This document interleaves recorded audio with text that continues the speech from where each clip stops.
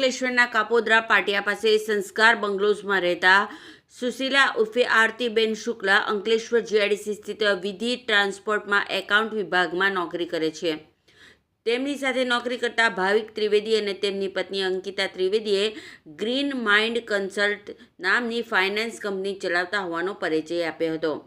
આરોપી દંપતીએ વિવિધ બેંકોમાંથી સરળતાથી મોટી રકમની લોન અપાવી આપવાની ખાતરી આપી હતી. સાથે જ લોનની રકમમાંથી 40% લાભાર્થીને આપી બાકીના 60% ભારત સરકારની વિવિધ રોકાણ યોજનાઓમાં રોકાણ કરી નાણાં ડબલ કરી આપવાની તેમજ તેમાંથી મળતા નફામાંથી બેંકના હપ્તા પણ પોતે જ ભરવાની લાલચ આપી હતી. આ લાલચમાં આવી ફરિયાદી દંપતીએ આરોપીઓ પર વિશ્વાસ મૂક્યો હતો. જોકે બાદમાં ઇન્વેસ્ટમેન્ટના નામે ₹19 લાખ મેળવી લીધા બાદ પતિ પત્નીએ વાયદા મુજબ કોઈ લાભ આપ્યો ન હતો. છેતરાયા હોવાની જાણ થતાં ફરિયાદીએ અંકલેશ્વર જીઆઈડીસી પોલીસ મથકે ફરિયાદ નોંધાવી હતી.